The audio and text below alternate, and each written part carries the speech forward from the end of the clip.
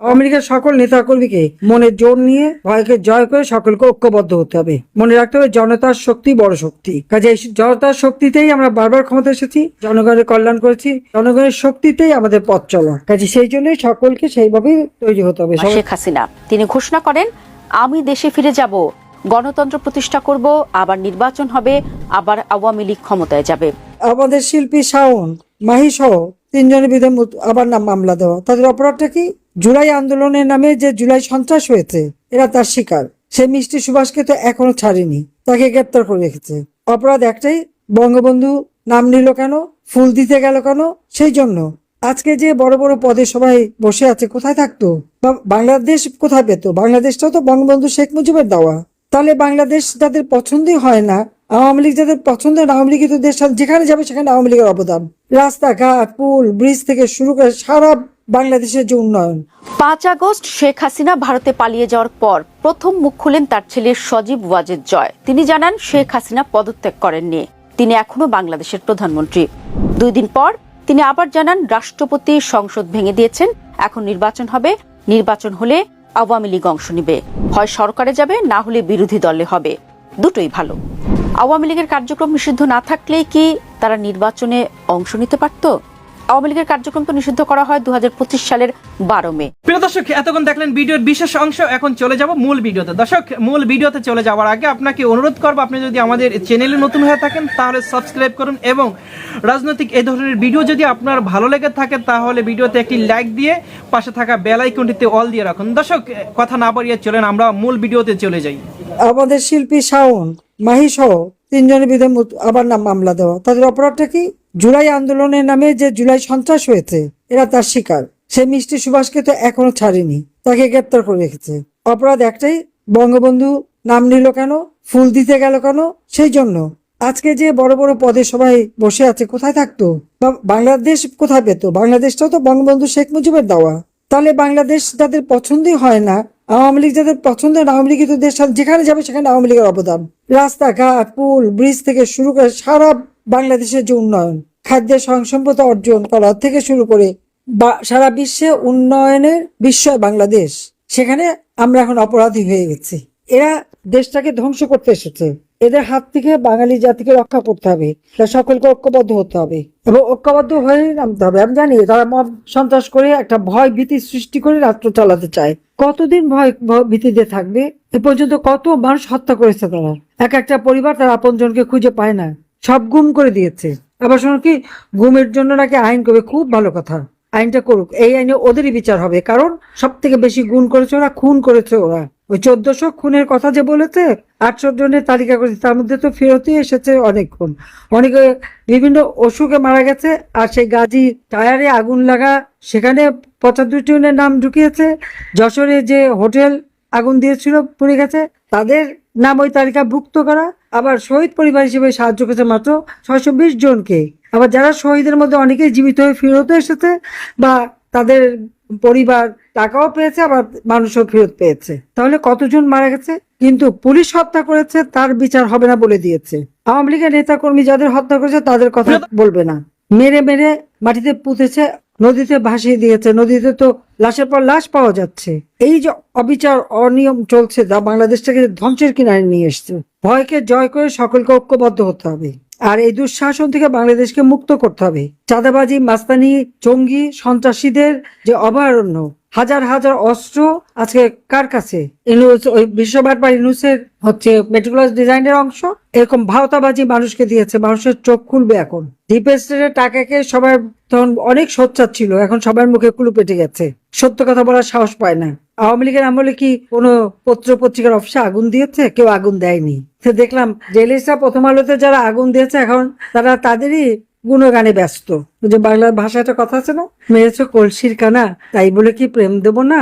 এখন তারা সেখানে যাচ্ছে ঈদ করতে। এটি হচ্ছে, এ হলো চরিত্র মানুষের। জেলিসে প্রথম আলো সব যারা এরকম এখন তেল দিয়ে বেড়াচ্ছে, তাদেরও চিন্তা করা উচিত যে তারা কি যা দেখে তা বলতে পারে, সাহস পায়? সেই সাহস আছে তাদের? নাই।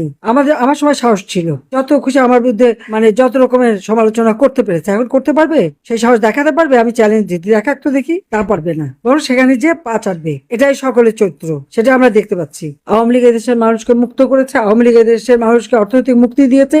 আওয়ামী লীগের সময় মানুষের জীবনে শান্তি ছিল, নিরাপত্তা ছিল, মানুষ শান্তিতে পথ চলতে পারতো, নিরাপদে বাংলাদেশ ঘরে ঘুমাতে পারতো। একমাত্র আওয়ামী লীগই পারবে বাংলাদেশকে আবার তার সগৌরবে আর্থসামাজিক উন্নয়নের মধ্য দিয়ে উন্নত বাংলাদেশ গড়ে তুলতে। কাজে আওয়ামী লীগের সকল নেতাকর্মীকে মনের জোর নিয়ে ভয়কে জয় করে সকলকে ঐক্যবদ্ধ হতে হবে। মনে রাখতে হবে জনতার শক্তি বড় শক্তি। কাজে এই জনতার শক্তিতেই আমরা বারবার ক্ষমতা এসেছি, জনগণের কল্যাণ করেছি, জনগণের শক্তিতেই আমাদের পথ চলা। কাজে সেই জন্যই সকলকে সেইভাবে তৈরি হতে হবে। সবাইকে ধন্যবাদ জানাই। 5 আগস্ট শেখ হাসিনা ভারতে পালিয়ে যাওয়ার পর প্রথম মুখ খুলেন তার ছেলে সজীব ওয়াজেদ জয়। তিনি জানান শেখ হাসিনা পদত্যাগ করেননি, তিনি এখনো বাংলাদেশের প্রধানমন্ত্রী। 2 দিন পর তিনি আবার জানান রাষ্ট্রপতি সংসদ ভেঙে দিয়েছেন, এখন নির্বাচন হবে, নির্বাচন হলে আওয়ামী লীগ অংশ নিবে, হয় সরকারে যাবে, না হলে বিরোধী দলে হবে, দুটোই ভালো। কিন্তু এই 2 ভালোর কোনোটি হয়নি। আওয়ামী লীগ নির্বাচনে অংশ নিতে পারেনি, নির্বাচনের আগে আওয়ামী লীগের কার্যক্রম নিষিদ্ধ হয়, আর কার্যক্রম নিষিদ্ধ থাকা নির্বাচন কমিশনও তাদের নিবন্ধন বাতিল করে। সে সময় সজীব ওয়াজেদ জয় রয়টার্সকে বলেন, আওয়ামী লীগকে নির্বাচনে অংশ নিতে না দিলে নির্বাচন হতে দেবে না, প্রতিবাদ আরো জোরদার হবে, সম্ভবত সহিংসতা হবে। কিন্তু বাস্তবতা হলো প্রতিবাদ তো দূরের কথা, আওয়ামী লীগের টিকিটেরও দেখা পাওয়া যায়নি। নির্বাচন মোটা দাগে শান্তিপূর্ণ হয়েছে। আন্তর্জাতিক মহল নির্বাচিত সরকারকে অভিনন্দন জানিয়েছে। সবার আগে অভিনন্দন জানিয়েছে ভারত, যেখানে তার মা সাবেক প্রধানমন্ত্রী শেখ হাসিনা আছেন। অথচ সজীব ওয়াজেদ জয় বারবার বলেছেন এটা একটা প্রহসনের নির্বাচন, সম্পূর্ণ ভোটারবিহীন ও অবৈধ। অর্থাৎ সজীব ওয়াজেদ জয় যেন স্বপ্নের জগতে বাস করেন।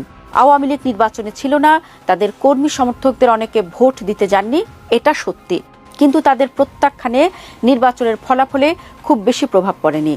আওয়ামী লীগের কার্যক্রম নিষিদ্ধ না থাকলেই কি তারা নির্বাচনে অংশ নিতে পারত?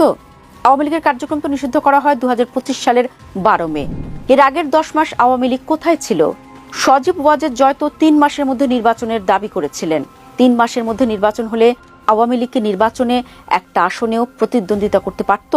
অথচ সজীব ওয়াজেদ জয় বারবার বলেছেন সুষ্ঠু নির্বাচন হলে আওয়ামী লীগ জয়ী হবে, কিন্তু জয়ী হতে হলে তো নির্বাচনে অংশ নিতে হবে। মানুষ তো ব্যালটের নৌকা প্রতীক এঁকে দেবে না। অবস্থা যখন বেগতিক তখন আরেক বোমা ফাটান সজীব ওয়াজেদ জয়। আল জাজিরা টেলিভিশনকে দেওয়া সাক্ষাৎকারে তিনি বলেন, মার বয়স হয়ে গেছে, তিনি আর রাজনীতি করবেন না, তিনি রাজনীতি থেকে অবসর নেবেন। একই কথা 3-4 বার বললেন তিনি। বাংলাদেশের জাতীয় সংসদ নির্বাচনের 1 মাস আগে হাসিনা বুড়ো হয়ে গেছেন, হাসিনার রাজনীতিতে ফিরবেন না, এসব কথা কেন বলেছিলেন তার ছেলে সজীব ওয়াজেদ জয়? তার এই কথাই কয়েকদিন পরে ভুল প্রমাণ করে দেন তারই মা শেখ হাসিনা। তিনি ঘোষণা করেন, আমি দেশে ফিরে যাব, গণতন্ত্র প্রতিষ্ঠা করব, আবার নির্বাচন হবে, আবার আওয়ামী লীগ ক্ষমতায় যাবে। একদিকে সজীব ওয়াজেদ জয় বলেন হাসিনার রাজনীতি করবেন না, অন্যদিকে হাসিনা বলেন তিনি গণতন্ত্র প্রতিষ্ঠা করবেন। এর দুটো অর্থ হতে পারে। এক, শেখ হাসিনার জয়ে একে অপরের সাথে কথা বলেন না, তারা যার যা খুশি তাই বলে যাচ্ছেন। অথবা দ্বিতীয় হতে পারে শেখ হাসিনা জয়ের সাথে একমত নন, শেখ হাসিনার রাজনীতি করতে চান আর জয় চান শেখ হাসিনার রাজনীতি না করুন। তৃতীয় আরেকটি সম্ভাবনা আছে, তা হলো জয়ের কথাই ঠিক, হাসিনা আর রাজনীতি করবেন না, এবং হয়তো শেখ হাসিনা আর রাজনীতি করছেন না, কিন্তু শেখ হাসিনার নামে যেসব কথা শোনা যাচ্ছে, যেসব অডিও বার্তা পাওয়া যাচ্ছে, তার সবই সম্ভবত বানোয়াট। আজকের এআই যুগে এটাও পুরোপুরি অস্বীকার করা যায় না। তবে বিশ্লেষকদের অনেকে মনে করেন দ্বিতীয় সম্ভাবনাটি বেশি। শেখ হাসিনার ছেলে সজীব ওয়াজেদ জয় আসলে চান না তার মা হাসিনা আবার রাজনীতি করুন। 5 আগস্ট শেখ হাসিনার ভারতে যাওয়ার পরপরই 6 আগস্ট বিবিসির সঙ্গে সাক্ষাৎকারে জয় বলেন শেখ হাসিনার রাজনীতিতে ফিরবেন না। আমার মনে হয় এখানেই শেষ, আমার পরিবার এবং আমি, আমাদের যথেষ্ট হয়েছে। শেখ হাসিনার ফিরবেন না এ কথা তিনি 6 আগস্ট থেকে এখন পর্যন্ত ধারাবাহিকভাবে বলে যাচ্ছেন, কিন্তু নেতাকর্মীরা কেউ তার কথা বিশ্বাস করে না। আওয়ামী লীগের নেতাকর্মী সমর্থকেরা মনে করেন শেখ হাসিনা আবার ফিরবেন। প্রশ্ন হলো, আওয়ামী লীগের নেতাকর্মীরা কি তাহলে মনে করেন সজীব ওয়াজেদ জয় মিথ্যা কথা বলছেন, নাকি জয়ের কথা মেনে নিয়েও মিথ্যা সান্ত্বনা খোঁজার চেষ্টা করেন? তবে জয়কে বিশ্বাস না করার অনেক কারণ আছে। দেশে যখন আওয়ামী লীগের নেতাকর্মীদের উপর নির্যাতন নিপীড়ন চলছে, তখন সজীব ওয়াজেদ বলেন, আপনারা সাহস নিয়ে দাঁড়ান, আপনারা একা নন, আমরা আপনাদের সঙ্গে আছি। বঙ্গবন্ধু পরিবার কোথাও যায়নি, নেতাকর্মী ও আওয়ামী লীগকে রক্ষার জন্য যা যা করা প্রয়োজন আমরা করতে প্রস্তুত। কিন্তু তার বক্তব্য যে বাকওয়াস, নিয়মিতই তার প্রমাণ পাওয়া যায়। নেতাকর্মীদের পাশে দাঁড়ানো তো দূরের কথা, ফেসবুকে সান্ত্বনাও দেন না, কালে ভদ্রে তিনি কথা বলেন। ভেরিফাইড ফেসবুক পেজে তার নিজের কথার থেকে অন্যদের কথার লিঙ্ক বেশি। অথচ বিএনপি নেতা তারেক রহমান যখন লন্ডনে নির্বাসনে ছিলেন তখন তিনি নিয়মিত সামাজিক মাধ্যমে সক্রিয় ছিলেন। দলের নেতাকর্মীদের সাথে নিয়মিত অনলাইনে মিটিং করেছেন। বলতে গেলে তিনি দলকে দূর থেকে সংগঠিত করেছেন।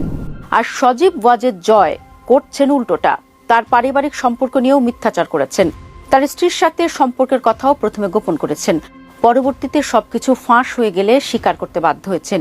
সম্প্রতি জানা গেল বিবাহ বিচ্ছেদের জন্য তিনি স্ত্রীকে সর্বমোট $3.5 বিলিয়ন বা প্রায় 42 কোটি টাকা দিতে বাধ্য।